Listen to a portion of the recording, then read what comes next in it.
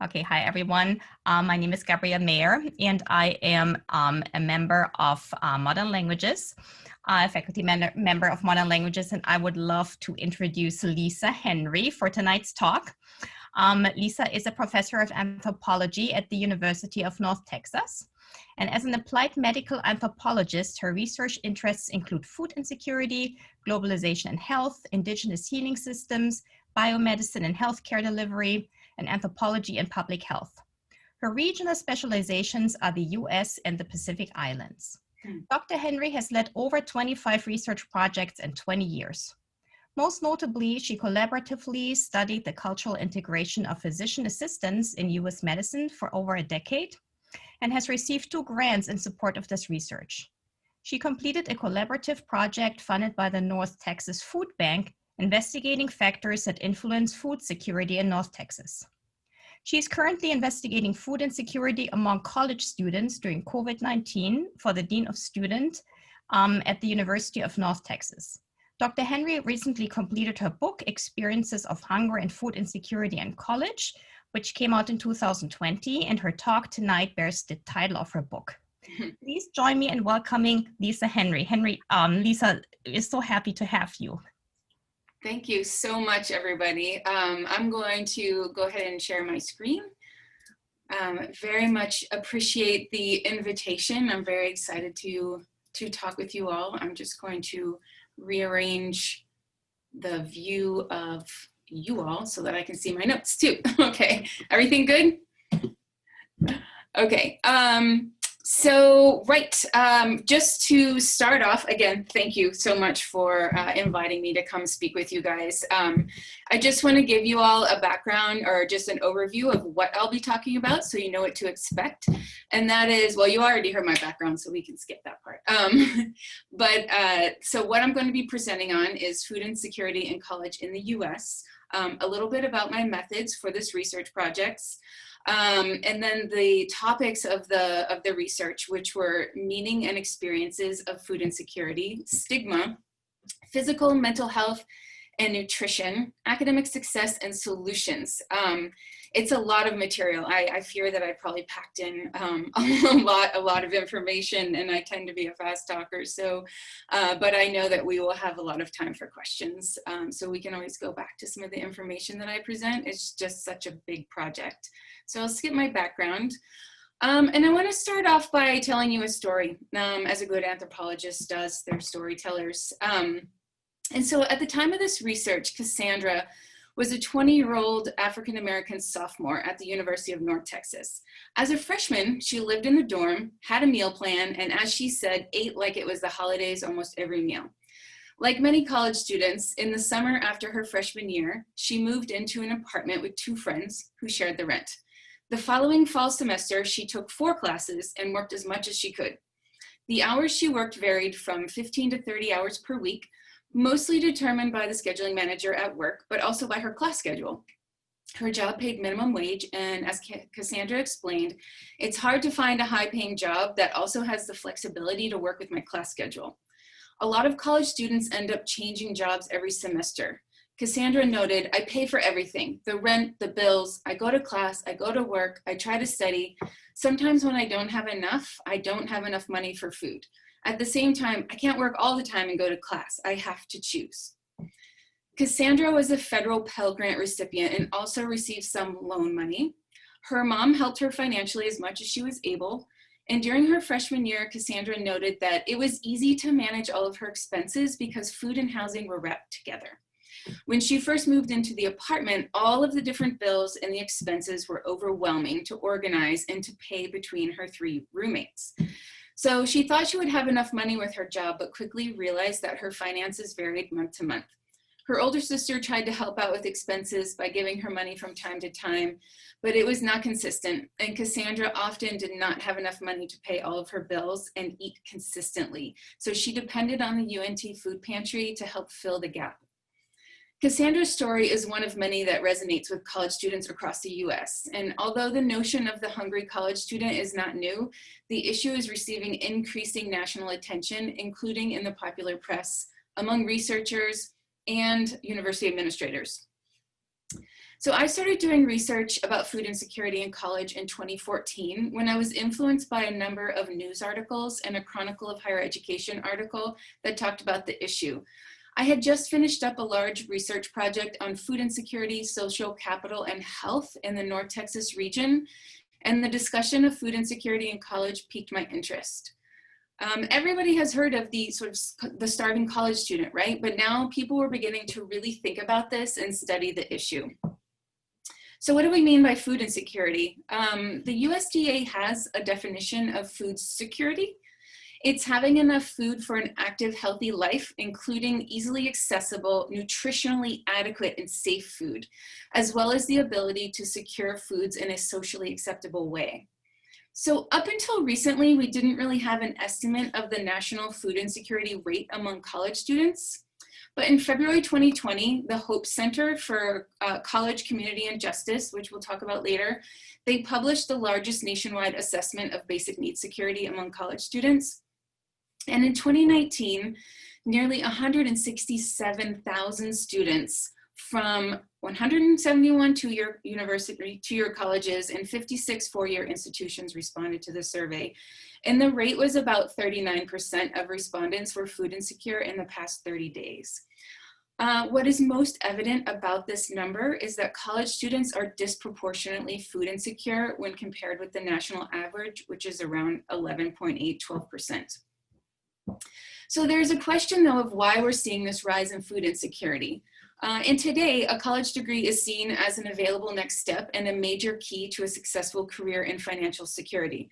The demographic profile of undergraduate college students is shifting. They are older, first generation, low income, working, more diverse, and have more family obligations to balance.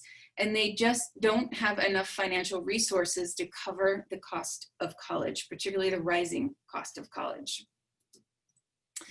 So now I'm going to talk about my research, which is a deep dive. It is ethnographic research on food insecurity. And this is not a prevalence study. So anthropologists specialize in ethnographic research or deep dives, qualitative research. And this study captures the student voices, their perspectives, their experiences, the meaning they give to food insecurity, and their everyday practices of being food insecure and hungry while trying to finish their degrees. UNT is a large public university north of Dallas-Fort Worth in a town called Denton. We have about 40,000 students that attend our university. So I partnered with the Dean of Students to conduct this research. They started the pantry in 2015. And so this particular research project was in 2017.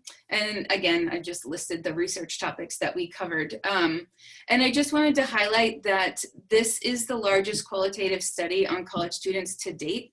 We collected 92 interviews, equaling over 100 hours of recorded interview time and about 3,300 pages of text that were analyzed. So it's important to talk very briefly about the demographics. And I just want to note that this was a convenient sample, so it is not representative of all UNT food insecure students. We put out flyers, we put out emails, and we had students come to us. What was remarkable is how fast we were able to recruit 92 students. The students wanted to tell their story. They wanted to help other food insecure students by giving the Dean of Students information that could build programs. So 77% of our sample was 18 to 22, 63% female, 94% single, 59% upperclassmen, 68% lived off campus, which means 25% lived on campus. So we'll talk about that a little bit later. 81% lived pretty near campus, I would say, with roommates. 85% do not have dependents, and 58% of our sample were food insecure as children, and that is significant in our data as well. I wanted to talk about ethnicity for a minute. So this again is the sample breakdown of ethnicity or race in our sample, right? So of our sample, 40% were Black or African American students, 32% white, 17% Hispanic or Latinx, 11% Asian, 11% mixed ethnicity, and 3% Native American. Now, what's most remarkable and consistent with national data about this is that 40% of our sample were Black or African American students, but only 14% of the UNT student population is Black. So Black students are overrepresented in this sample, and that is consistent with national data, that Black students experience food insecurity at a higher rate than other ethnicities. And then white Caucasian sample was a little bit underrepresented compared to the UNT population, as was the Hispanic population of our sample, because we have about 23%. It's probably a little bit more like 25, 26% Hispanic now of our total UNT population. And this next slide represents the breakdown of the USDA food security category. So they break it into 4 different categories. There's food secure, marginally food secure, low food secure, and very low food secure. So what this graph is showing is that 85% of our sample were either low or very low food insecure or food secure. And there were a few that were actually food secure by the measure that we took. Okay, so getting more into the research itself. An important research question for us was to understand how food insecure students describe the meaning of food insecurity.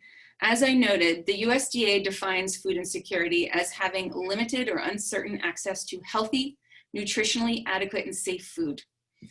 For the students in our study, the majority of them talked about worry and fear, not knowing about where they would, if they would have enough to eat, not knowing where or how they would get their next meal. And we'll talk about the psychological stress of this a little bit later. So I do have a lot of quotes in my research. I think it's really important to hear the voices of students. So Cameron said, I would say basically not knowing where your next meal is coming from, or just being scared because you're hungry. You don't want to ask for help, but then you kind of need help. Linda said, I think if you're not certain that you're going to have a meal that will fill you up and be nutritious, if you're not able to get those things and are worried about it, you're food insecure. If you are buying ramen for every meal, I think that counts because that's not giving you what you need. A lot of people construe it as having no money for food ever. I think that it's when you're able to buy food one day this week, but then the rest of the time, either you did not eat or you ate something really bad for you because it was all you could afford. And Brianna said, and Brianna's married, 23-year-old married student, she said, we would have peanut butter and jelly sandwiches or old school honey sandwiches. Yeah, a lot of sandwiches. And that's what I think of food insecurity. That's what I see. I see no vegetables. I see no fruit. I see not having access to healthier food. I consider fast food a food insecurity because you don't have enough money to eat decent food. So you get fast food and it gets you full, but it's not good for your body. Well, sorry.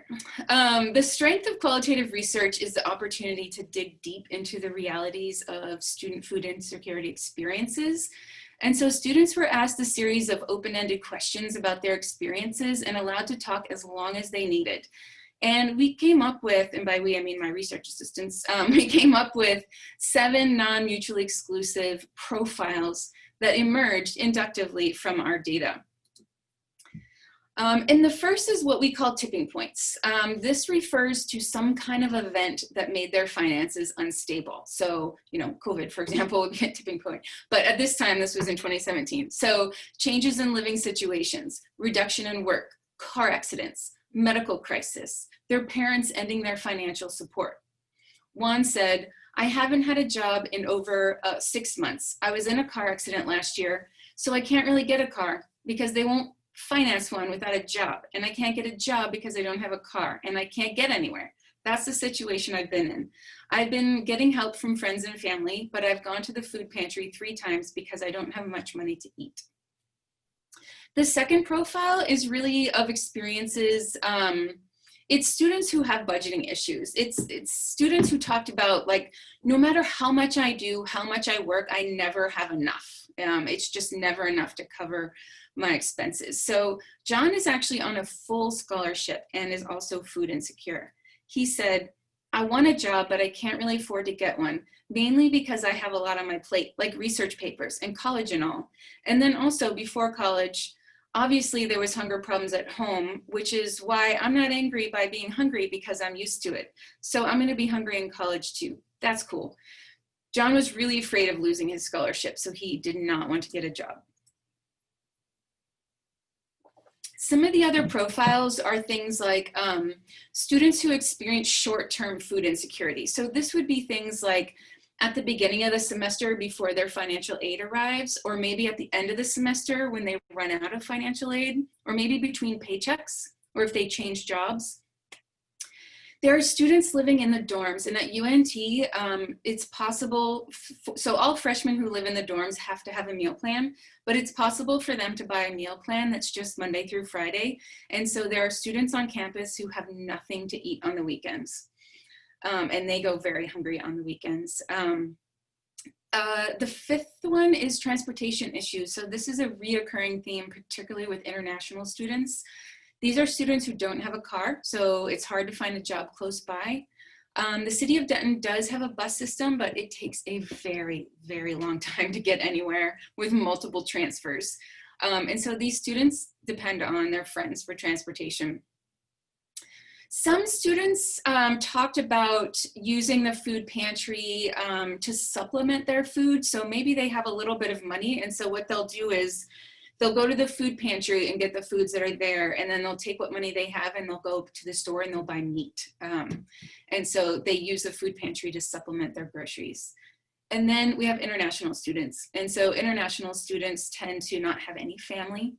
They're restricted to on-campus jobs. They don't have transportation, and they have more trouble figuring out how to cook, right, with the foods that they do have.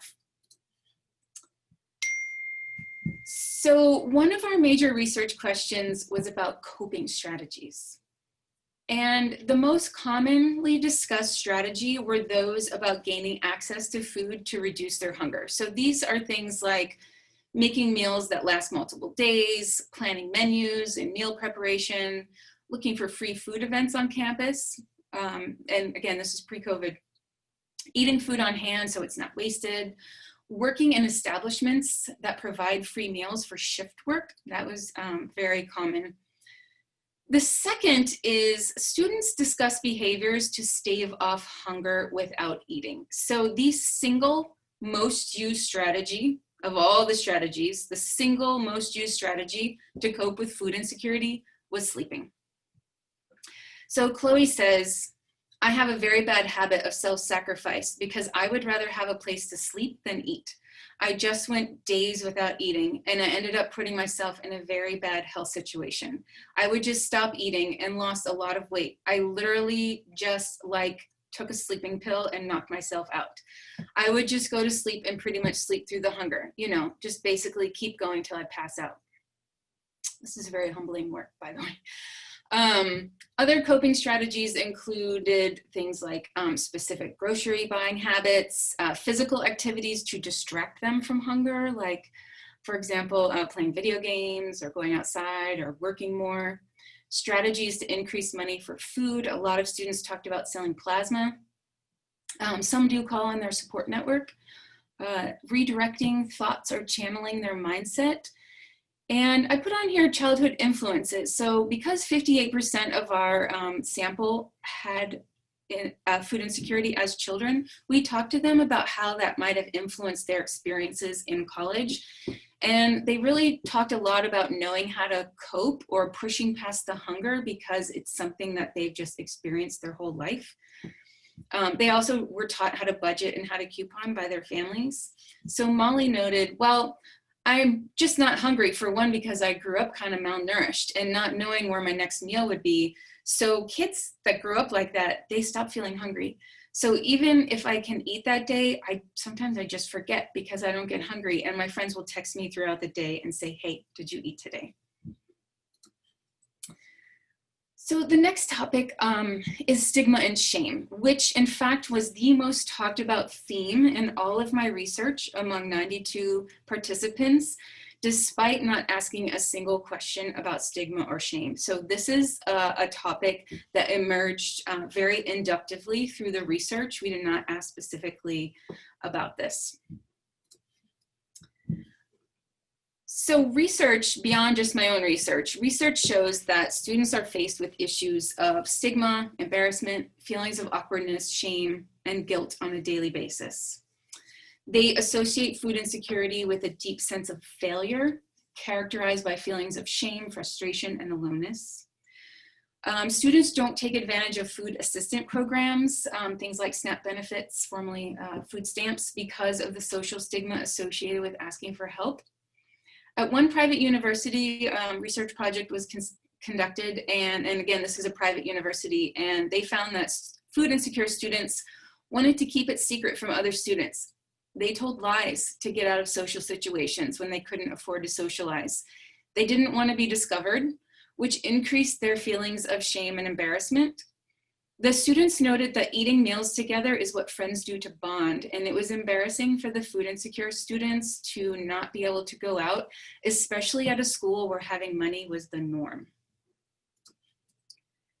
So Alexa said, this is a UNT student, she said, it's not a good feeling. I just kind of like a feeling of just, wow, I can't even feed myself, you know?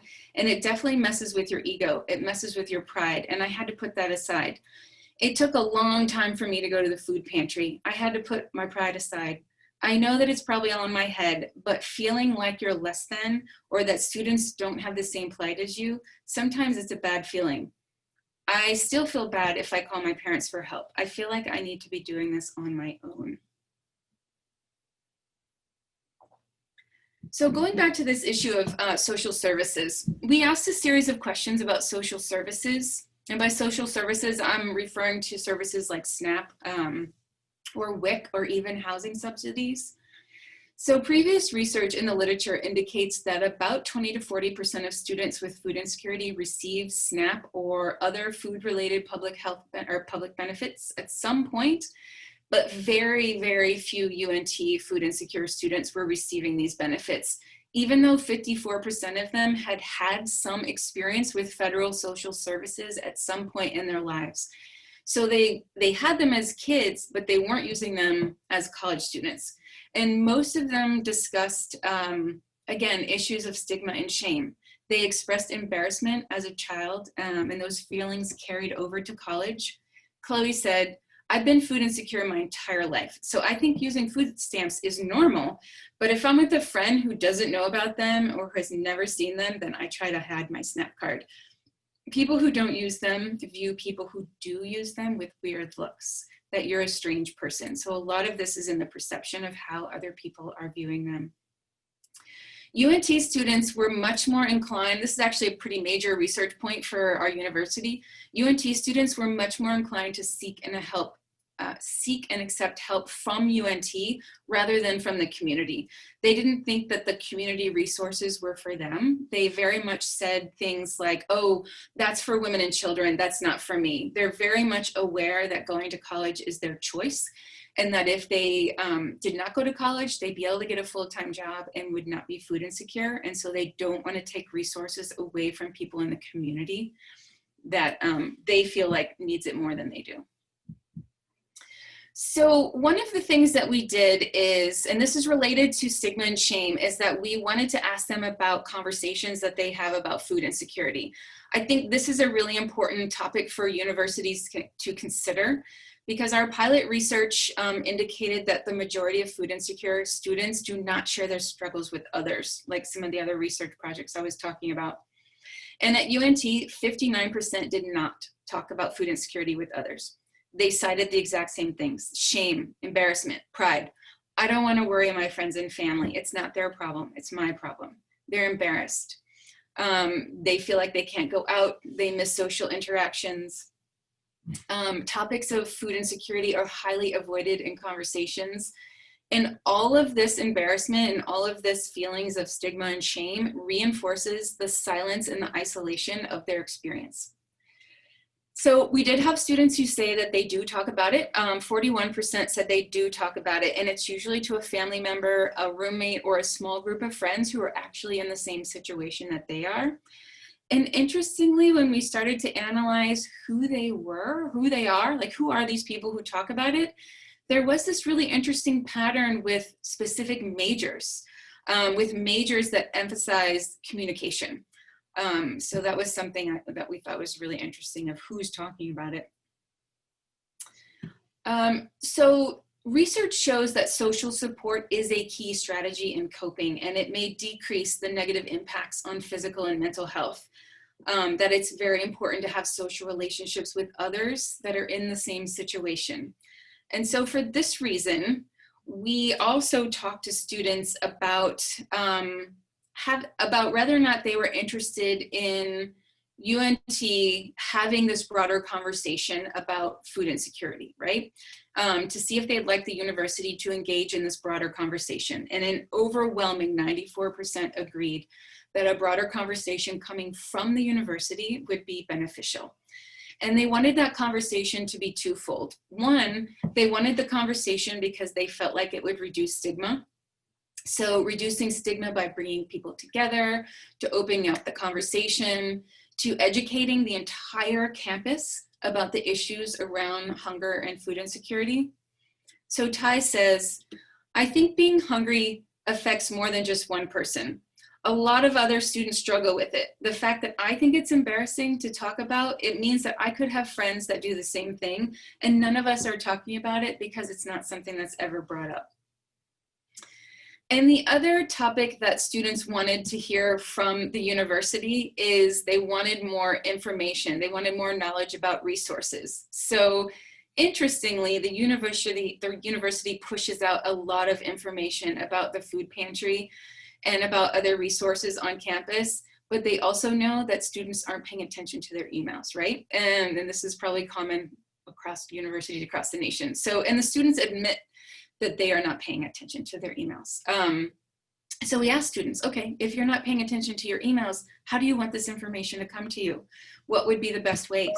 And they talked about things like signs, billboards, information at the library mall, tabling, swag, a lot of social media posts, like repetitive social media posts, information in the dorms for those living on campus, and something that is remarkably widespread is announcements by faculty. So one easy action is for faculty to put information on their syllabus about resources that are available on campus.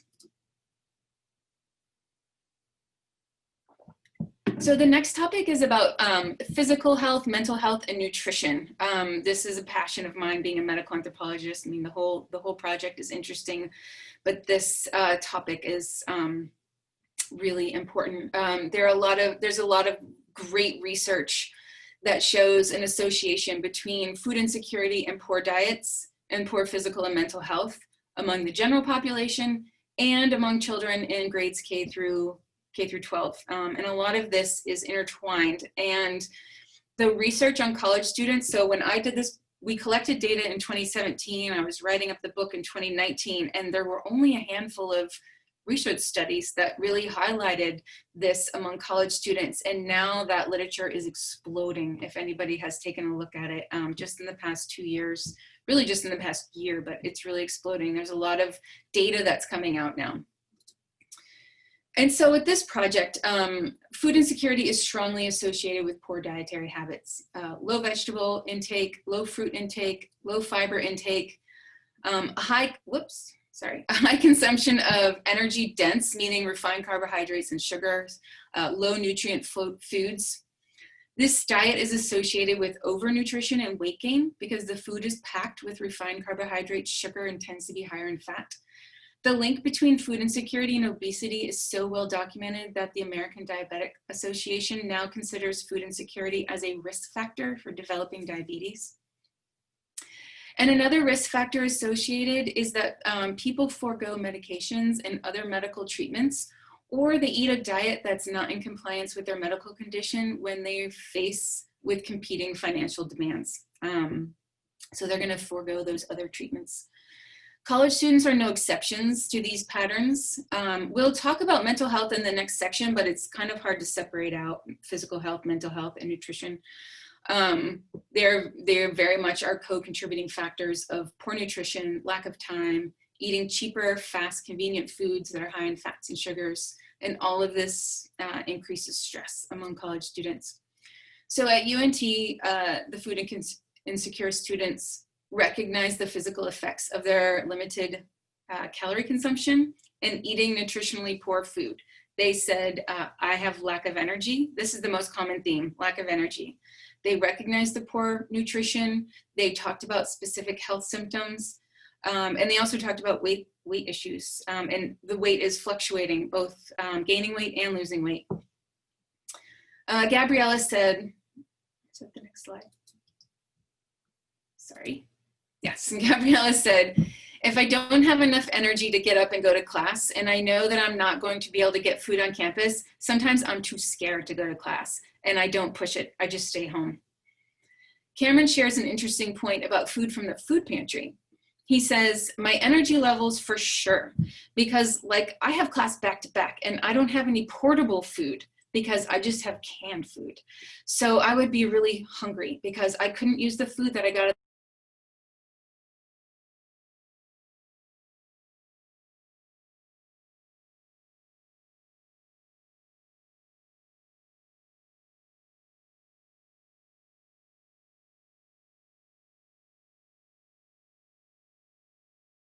need more information about healthy choices. No, I mean, yes, but no. Students know that poor nutrition has an impact on their health and their energy. Students know what foods they should be eating and they're not eating them. They know that they can afford only nutrient poor, highly processed foods because it's cheaper, it lasts longer. And a lot of the issues have to do with access, money, and time, and transportation. They also know that if they had the resources and the time to cook, that they could figure out how to do it for less money. I mean, honestly, one of the major issues here is time. College students are working, they're going to class, they're studying, and so they choose quick, easy, convenient, and cheap foods that are often nutrient poor. They say, nutrition just isn't the priority for me right now. And all of this relates to mental health as well. The relationship between food insecurity and mental health issues, especially depression and anxiety, are well researched. Uncertainty, unpredictability, and worry about how and where to get food created increased stress, which leads to depression and anxiety. Among college students, mental health is in general a growing concern on college campuses. Depression is around 18.7%.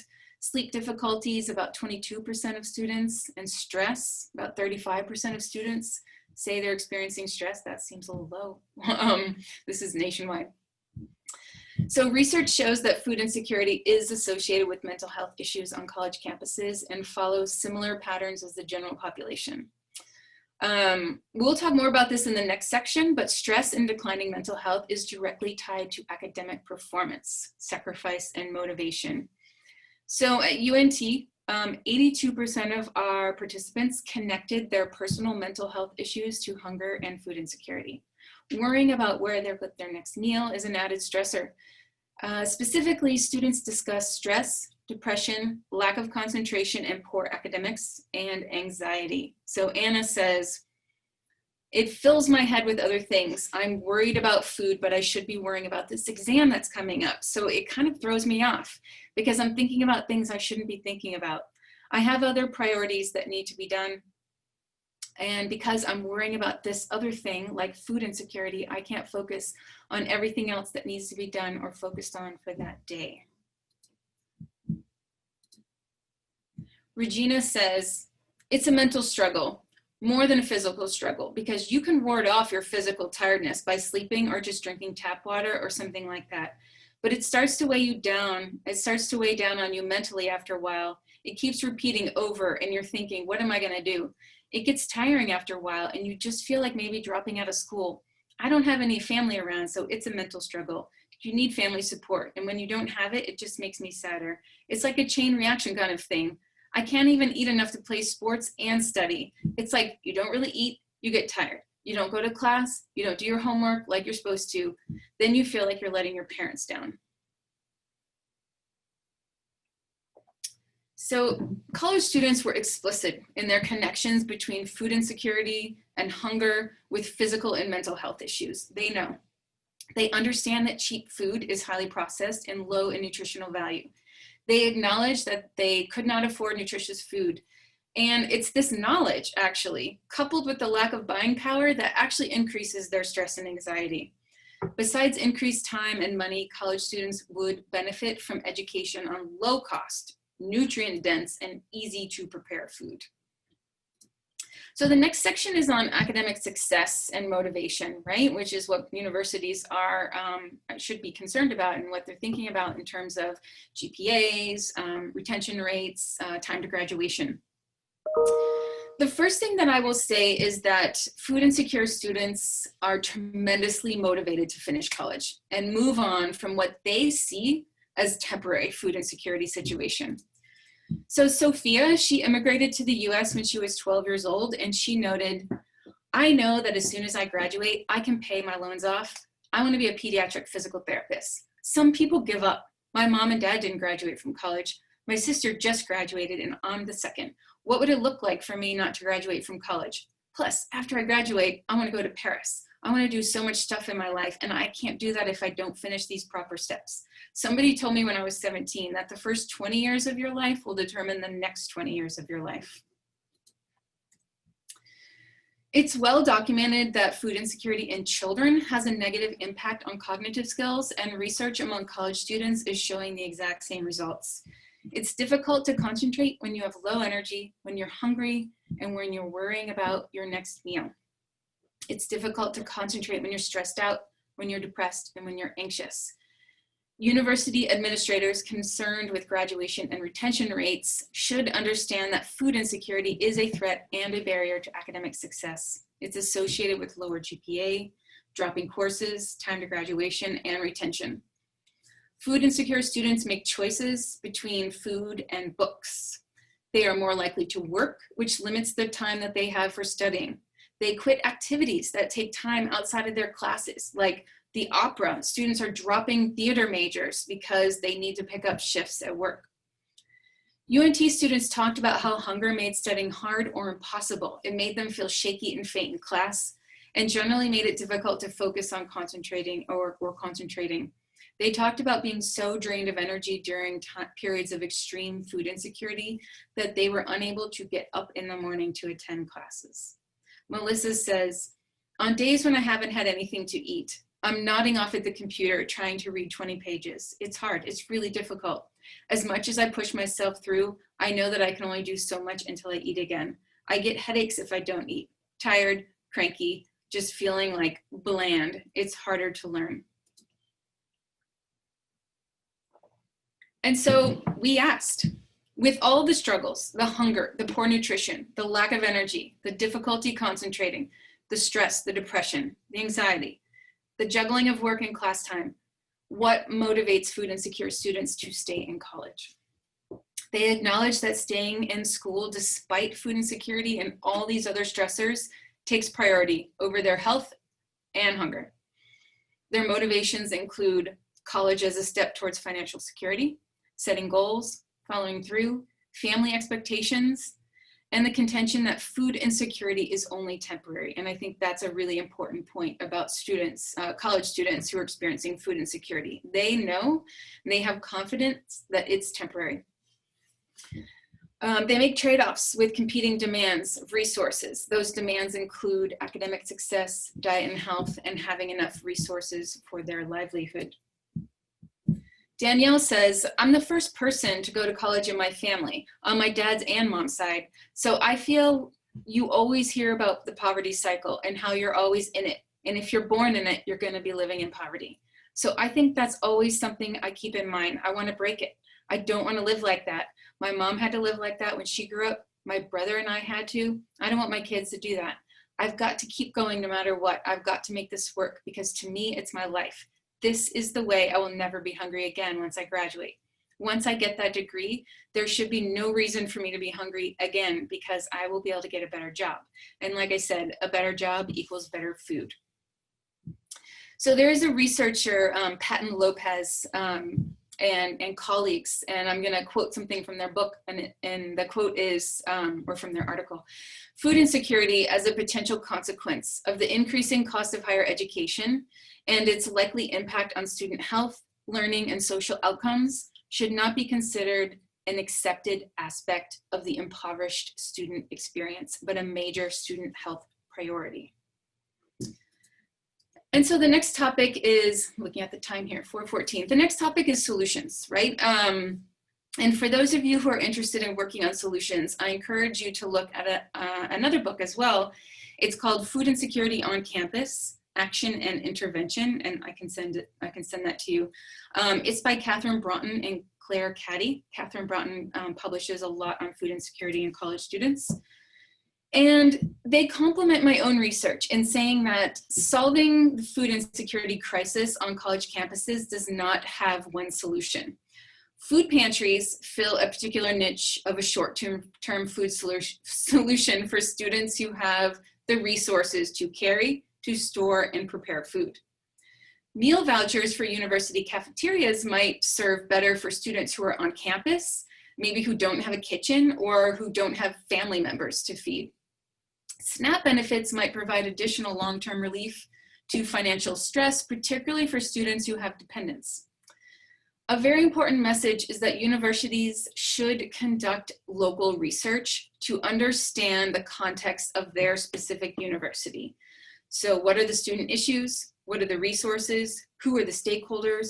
Who are the champions? All of that so that universities can tailor programs that will optimize the positive outcomes for students. So the good news is that the nation is talking about food insecurity in college, right? The federal government is, researchers, administrators, faculty, students, nonprofit organizations.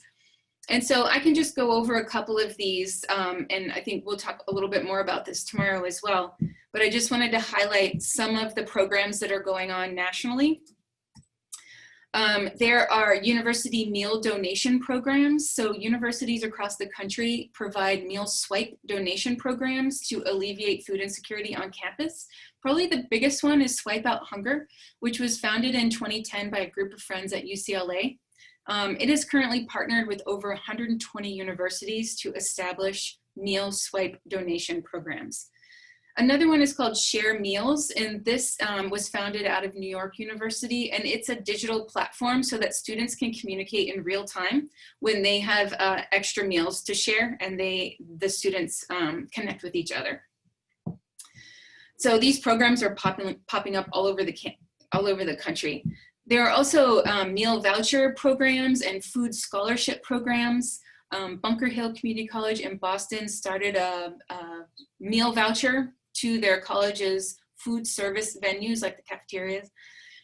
Houston Community College partnered with a local food bank, and they distribute food scholarships to students. There are programs that are designed to increase access to social services. So Single Stop is a nonprofit organization, and it's not just on college campuses, but they are also on college campuses. And they utilize technology and a vast network of government and community-based resources that connect students to wraparound services at a single location, and in this case on campus. And so they really want students to understand what they're eligible for, and they help students apply for social services. And the RAND Corporation has done an evaluation on Single Stop, and evaluation is really important piece to show that these programs are working. And Single Stop is actually, there's data that shows that Single Stop and the students who participate in Single Stop have more successful academic outcomes, like higher pass rates, higher GPAs, higher graduation rates. A lot of universities are tackling financial crisis head-on by providing financial relief programs like short-term interest-free loans, emergency scholarship, book loan programs. There's one program that is funded by the Hope Center, and it's called Fast Fund, and it's actually a program that's designed for faculty to make fast, they're not actually loans, it's actually like an aid, a scholarship aid directly to students so that they can bypass all of the university bureaucracy.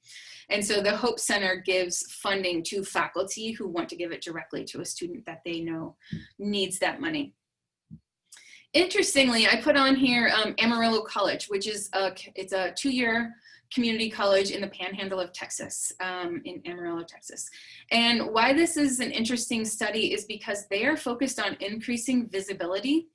They are actually drawing national attention because they are tackling poverty holistically. And so their advocacy and resource center is, it's a one-stop center, and they put it dead center in the middle of their student union on the first floor, surrounded in glass, with the idea that they're trying to destigmatize people who need help.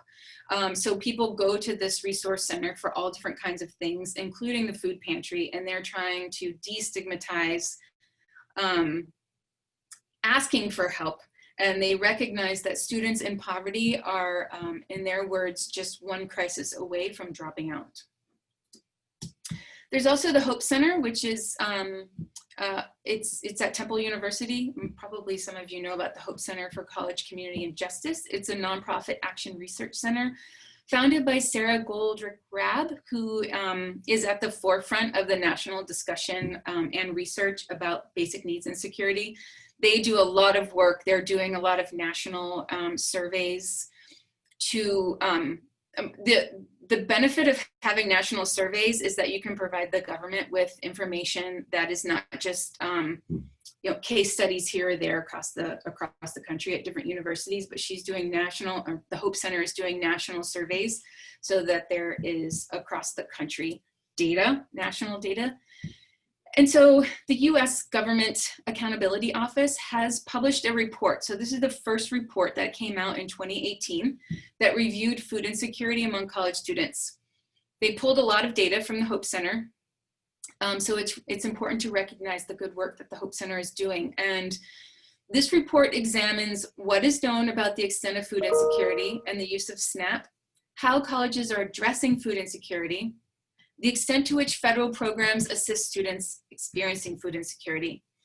And they recommend that the USDA Food and Nutrition Services improve student eligibility information and share information on state SNAP agencies' approaches to help eligible students. So there's a lot of emphasis in this report in awareness about what the eligibility rules are and getting that information to students. Because in general, students lack awareness of their eligibility. There's so much confusion and frustration. UNT students report trying and giving up.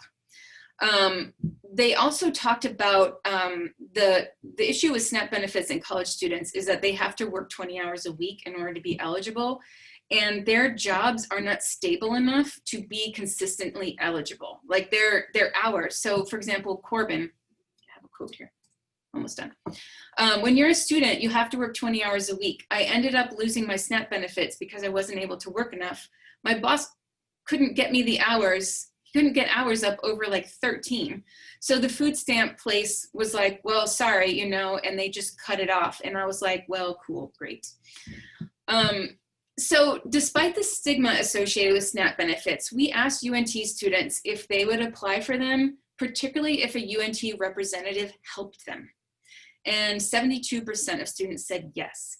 So universities are beginning to bring in local experts in SNAP benefits to talk to students and help them fill out the paperwork and walk them through the process of eligibility. And then finally, I just want to say that there's a lot of efforts right now around the nation to alleviate food insecurity among college students.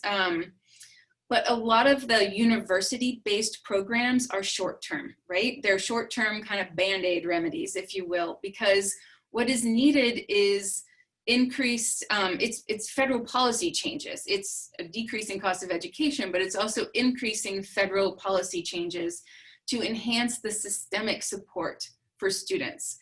And right now, there are currently 12 unique bills that have been introduced into this past legislative session. So this is just a list of them. There are many that are small-scale grant programs.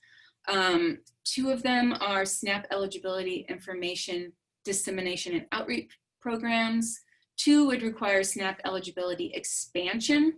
And a lot of that is focusing on eliminating the need for working 20 hours a week. 2 would require food insecurity reporting to collect more data. More data is needed on a national level in order to get some of these policies through.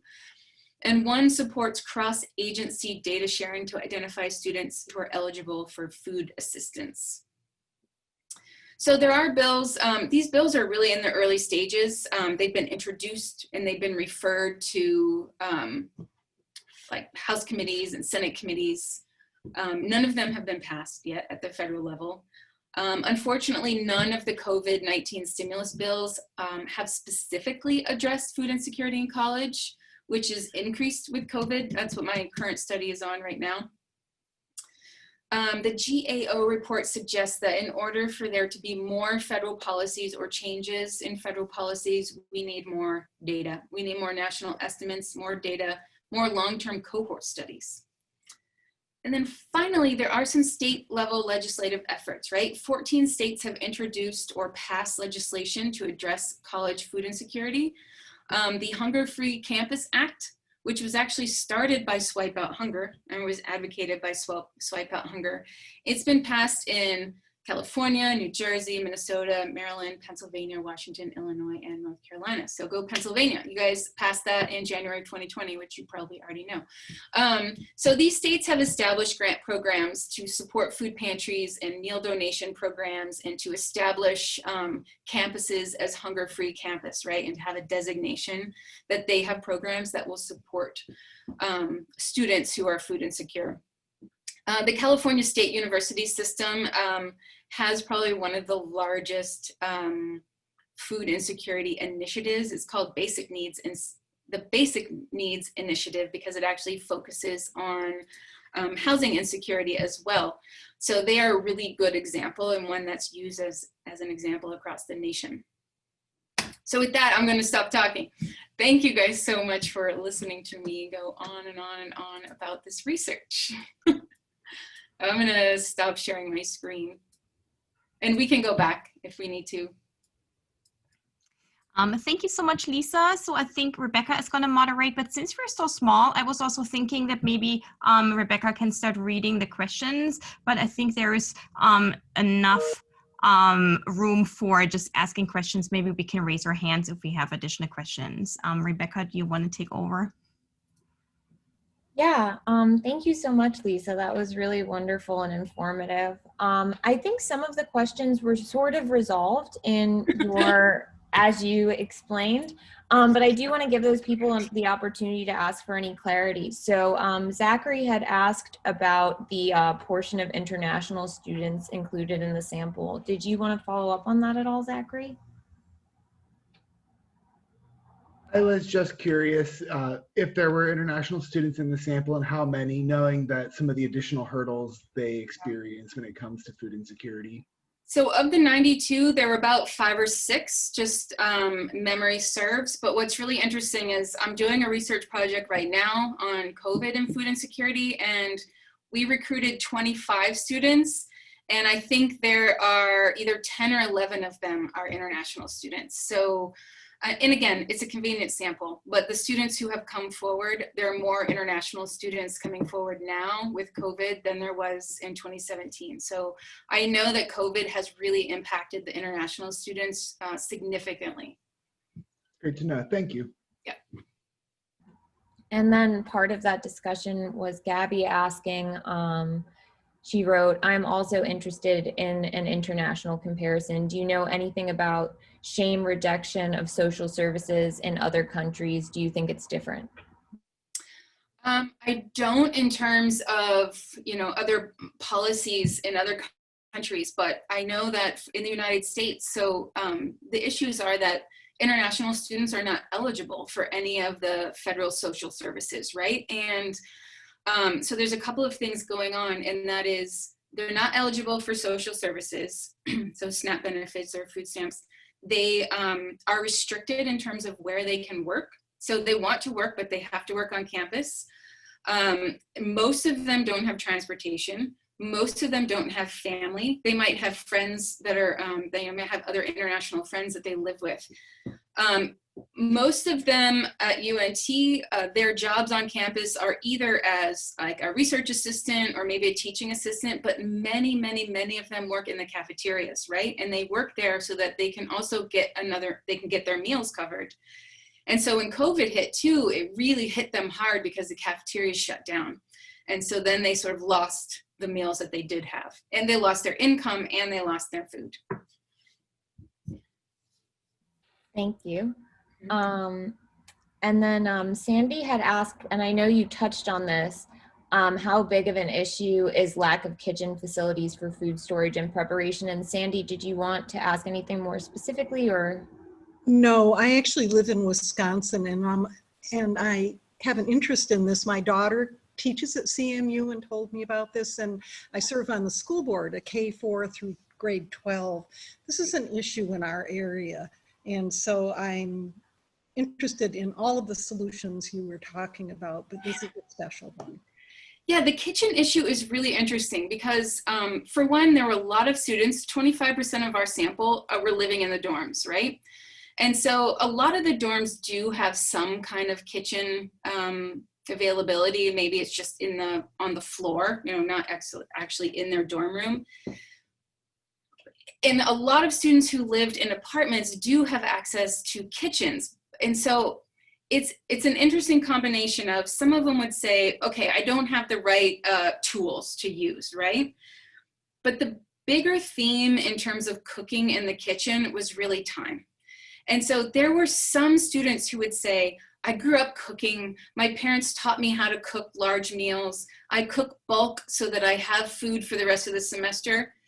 But the majority of students would say, I don't have time to cook, even if I do have a kitchen. Like, I go to school, I go to work, I study, like there's just not enough time. And so the kitchen is important. And I think a lot of people are focusing on, and at UNT, we have a lot of faculty in the nutrition department focusing on coming up with teaching students, you know, cooking classes and teaching students how to prepare low cost, nutritionally rich foods, which is amazing. But this issue of time is still going to prevent students from participating, one, in the cooking classes, and two, actually, like, it's a great idea, it's fabulous.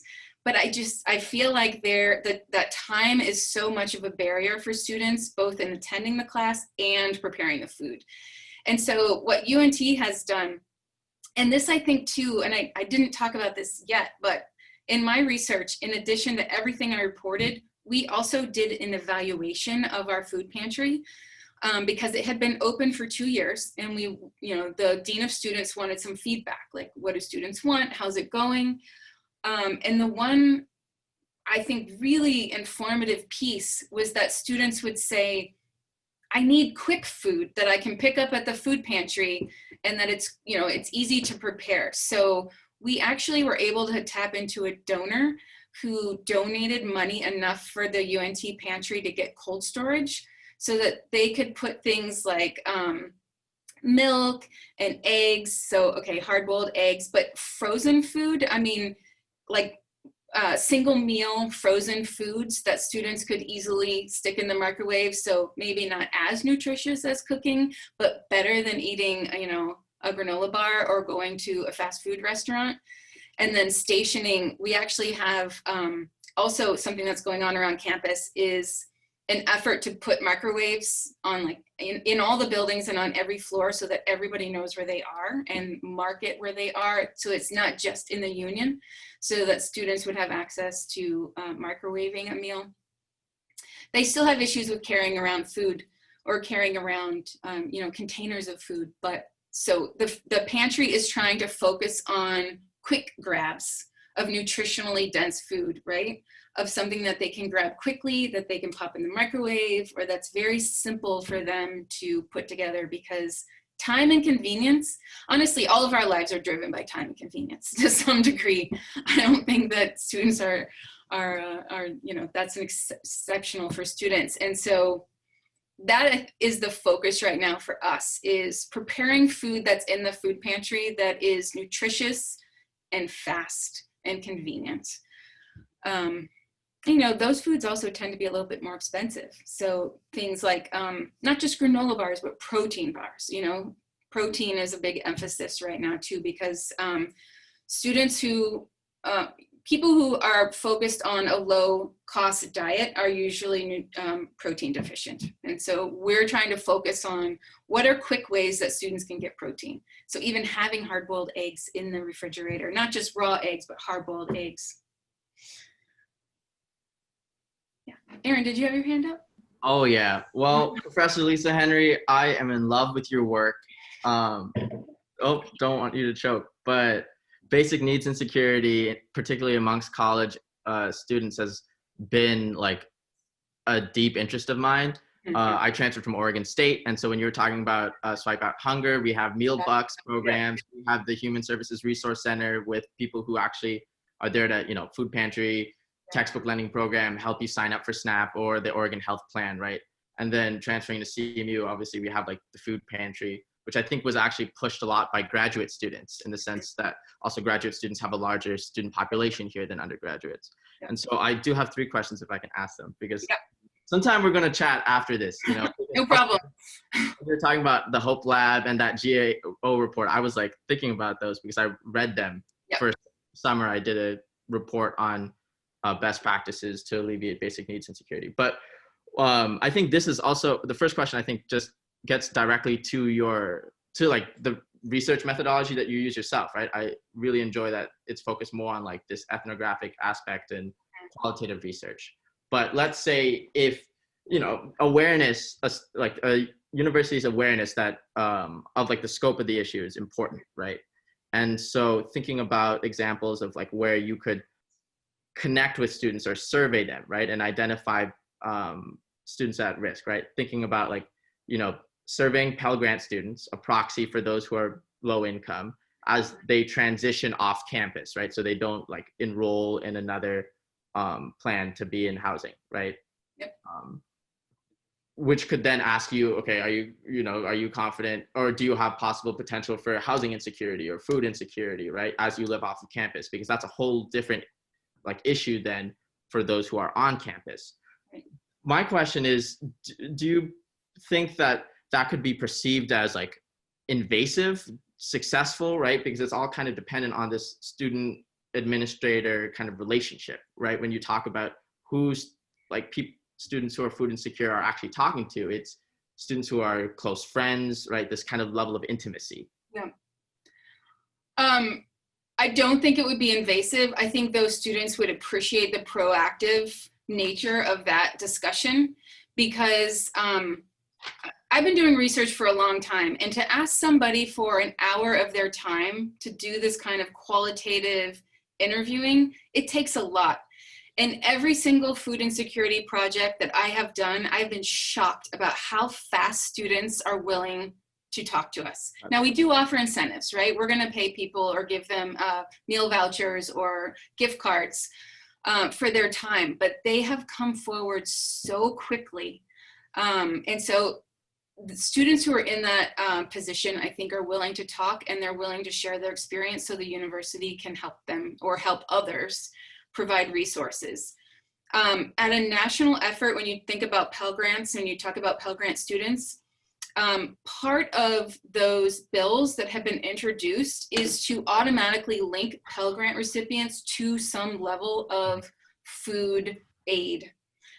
Rather that's expanding the school lunch program, or there's talk about, okay, so if you go off the FAFSA and you have students who are Pell Grant recipients, like automatically giving them certain number of meal swipes at the cafeteria or some kind of food scholarships or food vouchers. So there's already discussion of like, those are the students who are most likely to be at risk. There's one other thing that you said in terms of moving to apartments that I just want to add. And I think that's a valid population to look at, but I also know that the number one sort of, when you go back to the conversation of those 7 profiles that I talked about, the number one profile that kept coming up over and over is this tipping point of students who didn't expect it, of students who were like, I thought I had it all figured out and I lost my job, or I had it all figured out and my roommate moved out, and suddenly I'm left with the entire apartment to pay. Or I had it all figured out until I crashed my car and I can't get to my job anymore.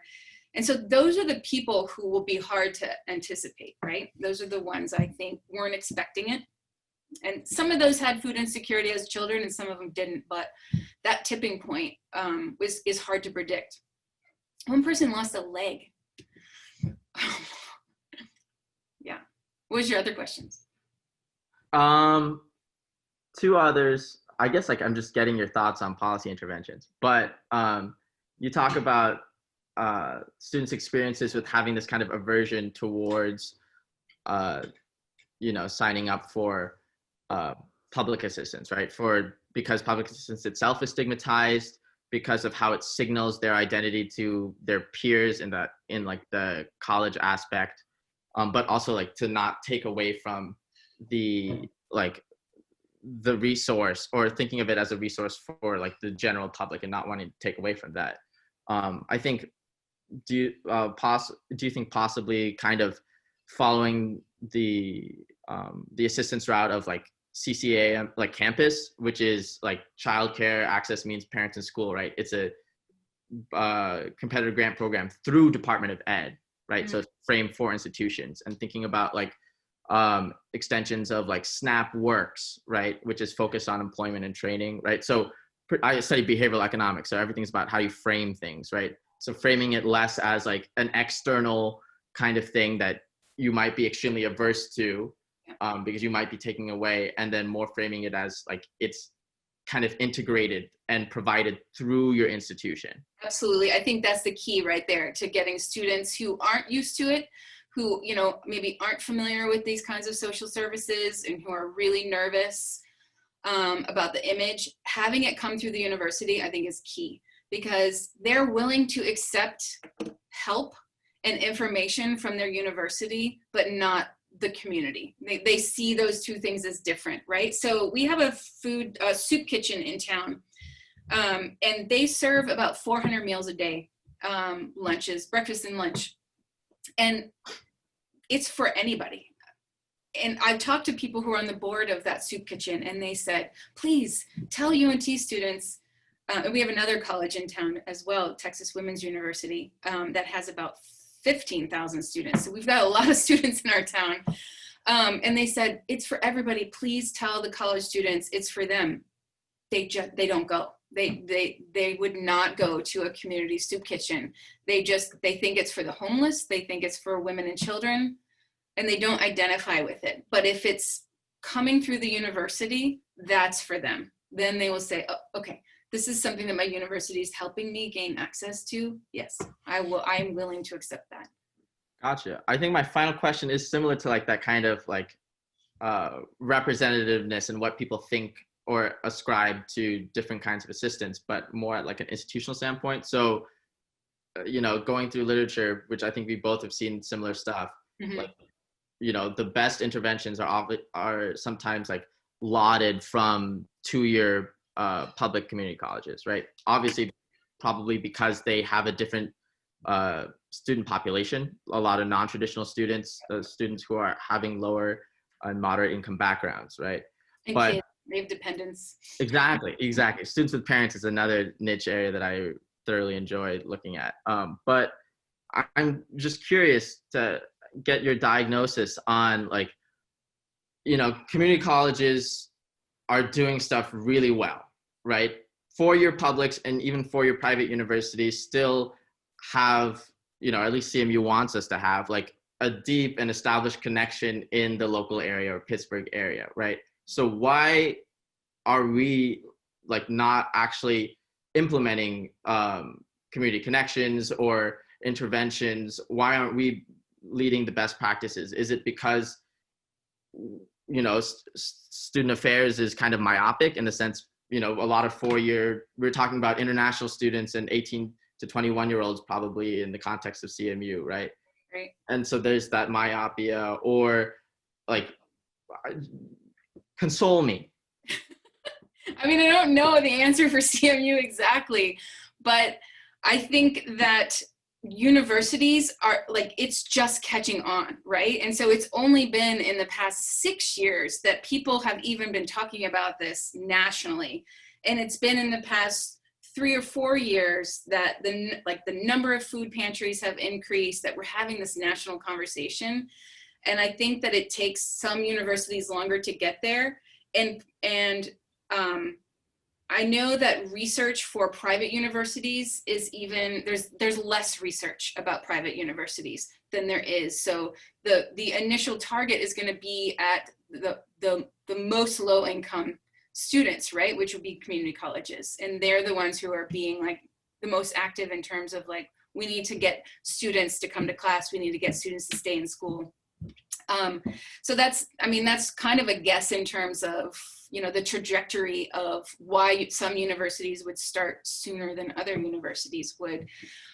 There has been a lot of research out of Columbia University. The other university that I talked about in my research was Baylor University in Texas. And so there are a couple of researchers in Baylor who are studying this. And also they have a harder time finding the people who are willing to talk about it, right? Because the stigma is a little bit greater for private universities than it is at public universities. Like UNT is a very middle class population, right? Where there's a lot of low income students. So, so I think the conversation is different at different kinds of universities. But I do think that, and my research talks about this as well, is that the conversation coming from the university is key. This constant talking about it, programming around it, initiating a campus-wide conversation coming from the university, I think is crucial. Thank you. Mm-hmm. I think we had a couple of comments. Do people, Abigail, Zach, would you like to comment more? Facilities, food storage. My comment was just that the idea that support should come from the university really resonates with what I see with the student population at CMU. There's a local church that does a free produce distribution open to anyone first Tuesday of every month, and students are hesitant to take flyers, don't show any enthusiasm for going to it, tell me they don't attend it. But if we do a produce distribution open to any CMU student, I could have a line of students in 2 hours. So they come to the one on campus? Yes, but not the one that is like right next a couple blocks away. Yeah.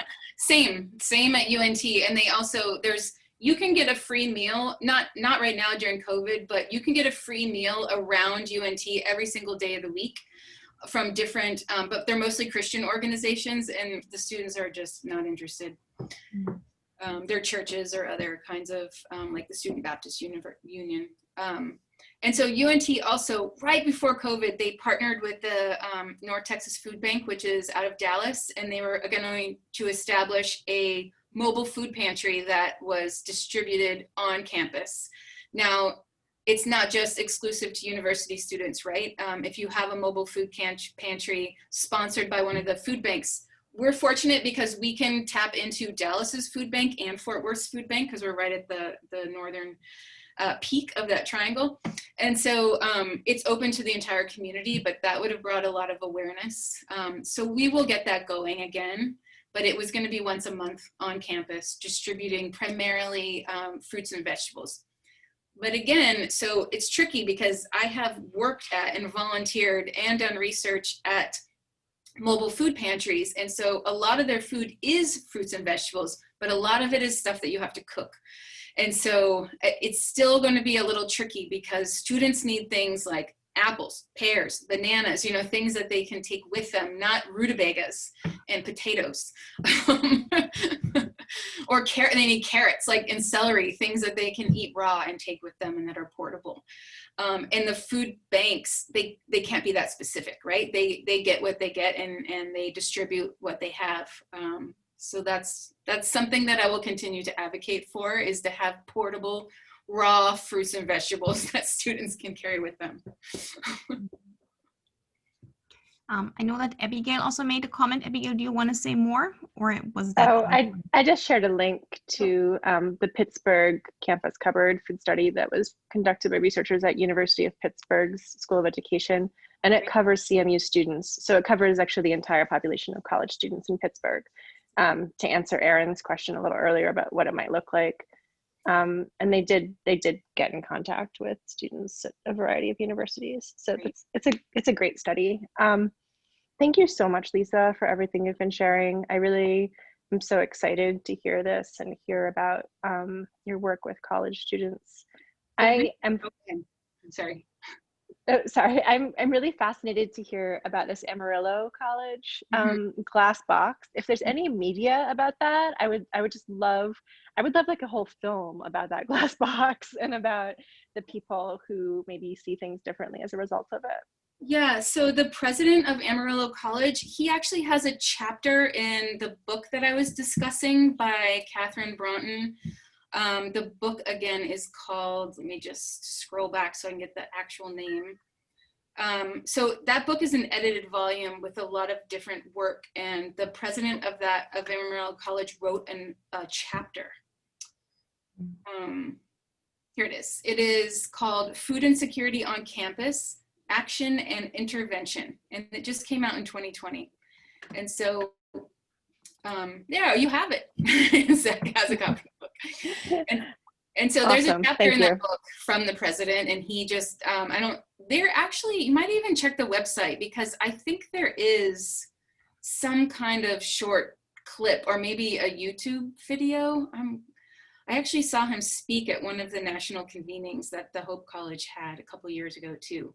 And he is adamant that everybody needs to be involved in this, particularly faculty, because he recognizes that faculty have access to students that employees in student services may not have on a sort of daily, weekly basis. And they might see things that unless the student goes to student services, they may not know about it. Great, thank you.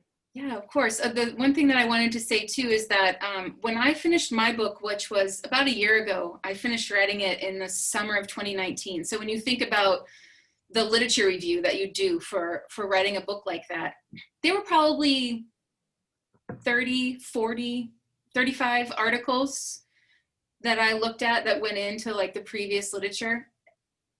Now there's hundreds, even just in the past year, there are hundreds. I had my research assistant try to keep up with all of the literature, and she has an Excel spreadsheet now with like 250 articles. So the research on this topic is exploding, and I certainly have not kept up with it as well as I should have in the past year, but I think it's all similar, right? But it's supporting everything that people are talking about.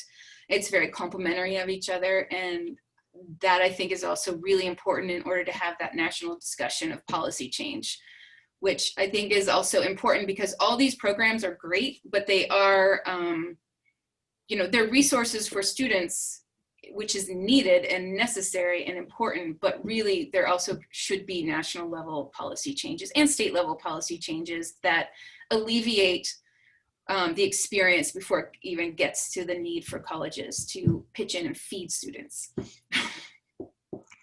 Lisa, I have a quick question.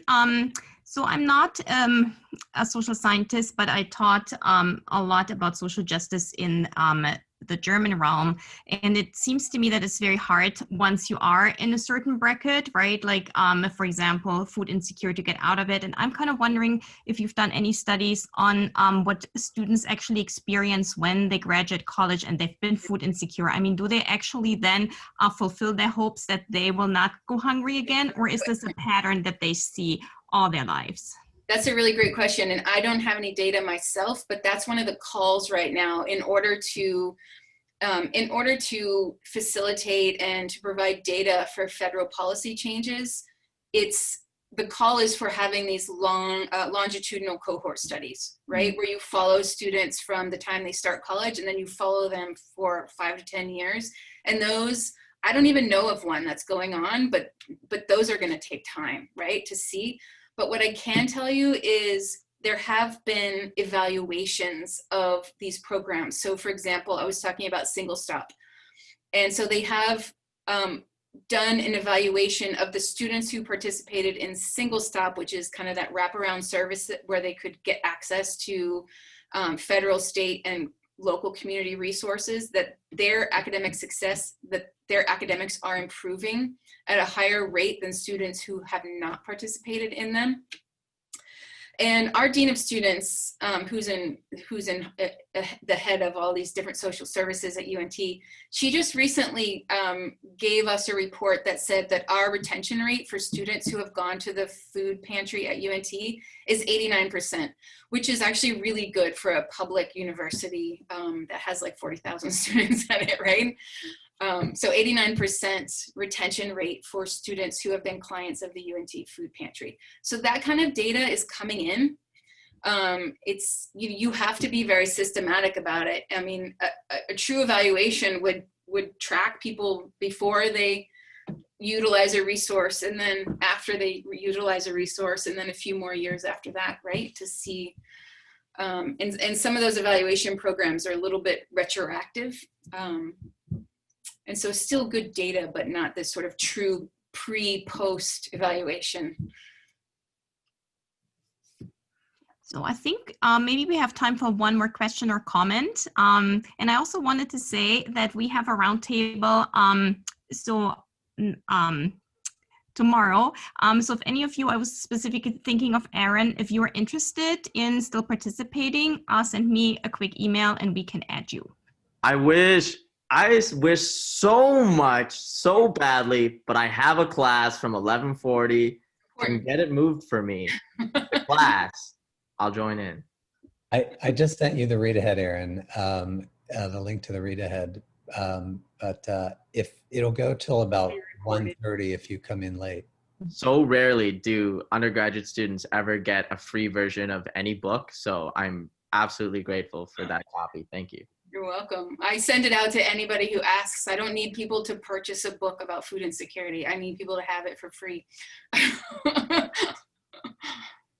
I see Sarah has a hand up. Can you hear me? Oh, awesome. I kind of forgot what I was going to say. I got caught up in the conversation. Yeah, I forgot what I was going to say. But Sarah, we will see you tomorrow, so hopefully it'll come back.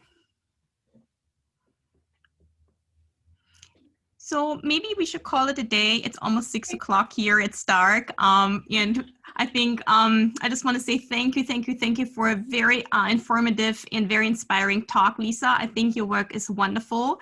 And I'm very much looking forward to seeing you tomorrow. And as I said, if you guys still want to participate in the roundtable, send me a quick email. Otherwise, I hope that we've learned a lot and can help the CMU food pantry. Thank you so much and have a good night, everyone. Thank you guys, really, again, for the invitation. It was great. Bye, everyone. Thank you.